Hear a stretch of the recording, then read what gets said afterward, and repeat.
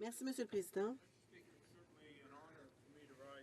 Je suis honoré de participer aujourd'hui au débat portant sur le projet de loi C-442, loi sur la stratégie nationale relative à la maladie de Lyme.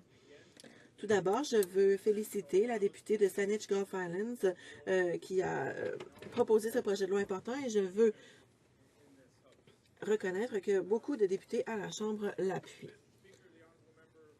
La députée, dans ses observations, a indiqué que bon nombre d'entre nous, y compris moi-même, vivons dans des régions où la tique est un phénomène endémique. Et bon nombre d'entre nous, y compris moi-même, avons des commettants qui ont contracté la maladie de Lyme à un moment ou à un autre.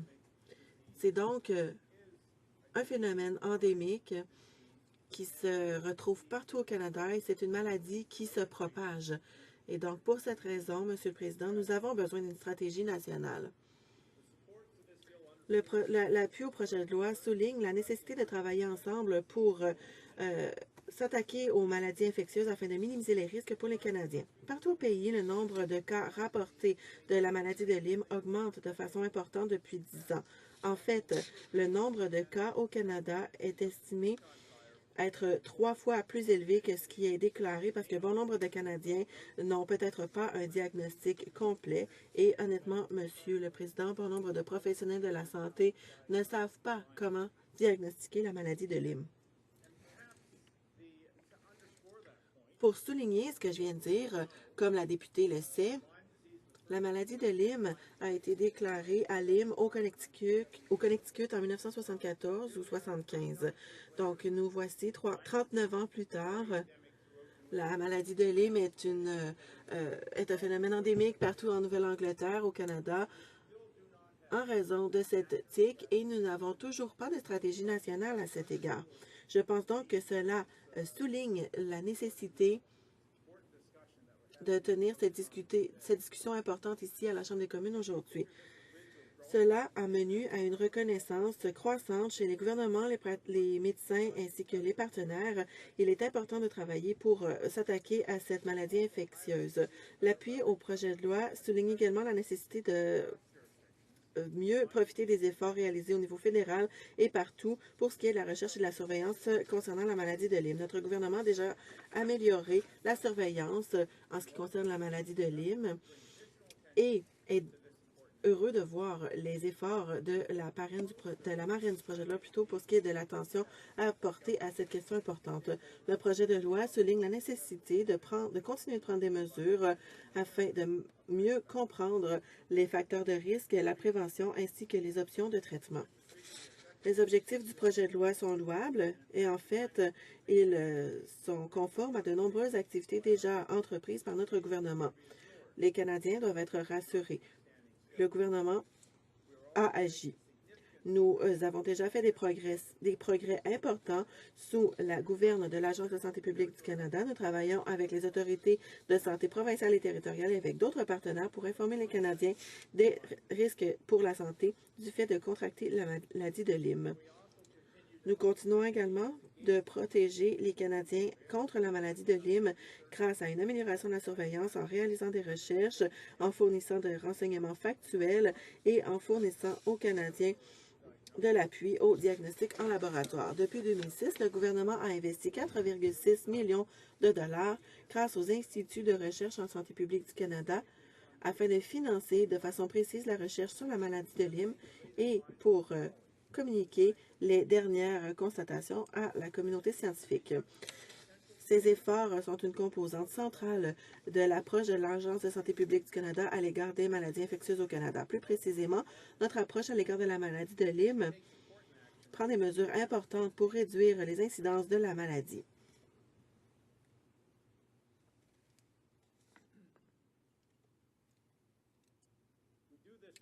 Nous le faisons en améliorant la surveillance, la prévention et le contrôle, en améliorant également la recherche et le diagnostic, ainsi que la participation, l'éducation et la sensibilisation.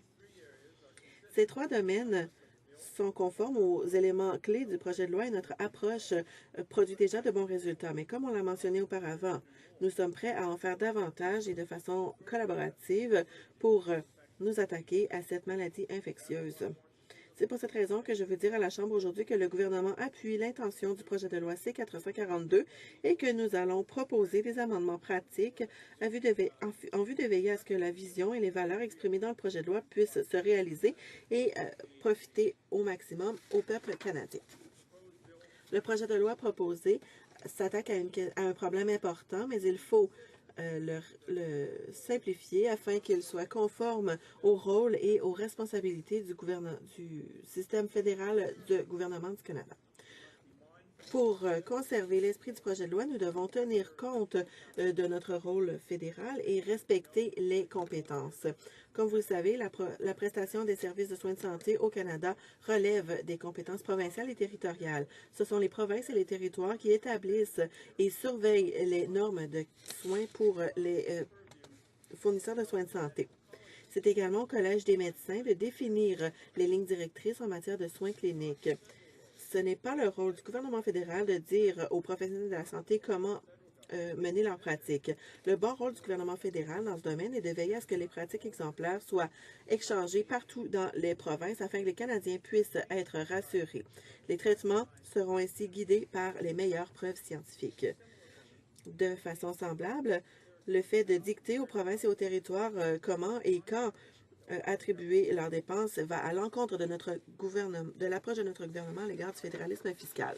Toutefois, le rôle de notre gouvernement consiste à faciliter la collaboration dans les différents gouvernements pour surveiller et s'attaquer aux défis posés par la maladie de Lyme. Nous le faisons grâce à notre participation au réseau pan-canadien de santé publique et à notre travail en collaboration avec les partenaires comme le Collège des médecins de famille du Canada, de même que les groupes de défense des patients. Par exemple, l'Agence de la santé publique du Canada travaille également avec le Collège des médecins de famille du Canada pour faire appel aux professionnels de la santé en ce qui concerne la maladie de Lyme, en augmentant la sensibilisation chez les fournisseurs de soins de santé afin de leur permettre de reconnaître, de diagnostiquer et de traiter la maladie dès ses premières étapes. Ainsi, nous appuyons l'objectif et les buts du projet de loi, mais il devra être modifié pour tenir compte de ces réalités juridictionnelles dont la députée a déjà parlé. Le gouvernement est anxieux de travailler avec la députée de Saanich-Gulf Island et proposera des amendements dans ces domaines pour s'assurer que le projet de loi va de pair avec le rôle principal des provinces et territoires pour ce qui est de la prestation des soins de santé. Monsieur le Président, un peu plus tôt dans mon discours, j'ai dit que c'était il y a 39 ans que la maladie de Lyme avait été diagnostiquée pour la première fois à Lyme, au Connecticut. Il y a 39 ans, donc ça a été fait et voilà où nous en sommes aujourd'hui. On en a déjà parlé. La députée de Saanich-Gulf Islands a déjà posé des questions pour savoir si nous allons appuyer le projet de loi. Certains députés disent que la maladie de Lyme n'est pas un phénomène endémique dans leur région. Mais moi, ce que je dirais, Monsieur le Président, c'est que ces députés devront se demander s'ils ont des chevreuils dans leur circonscription. Parce que la tique à chevreuil, comme on l'appelle chez moi, est arrivée avec le chevreuil en Amérique du Nord. Il y en a un peu partout en Amérique du Nord. Et les chevreuils se retrouvent de plus en plus en milieu urbain. Ainsi, il y a de plus en plus de chevreuils qui se retrouvent dans des régions qui étaient auparavant rurales, mais qui sont aujourd'hui urbaines. Donc, cette maladie ne va qu'empirer. On ne déclare pas ces cas suffisamment. Il y a de nombreux cas qui n'ont pas encore été diagnostiqués et je suis certain qu'on finira par déterminer qu'il s'agit de la maladie de Lyme.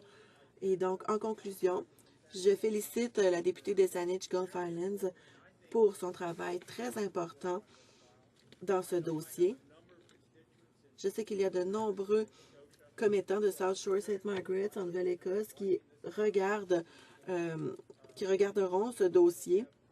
Ces personnes ont elles-mêmes contracté la maladie de Lyme ou ont des membres de leur famille qui l'ont contractée. Il s'agit d'une maladie insidieuse, terrible, qu'il est très difficile de diagnostiquer. Donc, ce projet de loi arrive à point nommé. Merci, Monsieur le Président.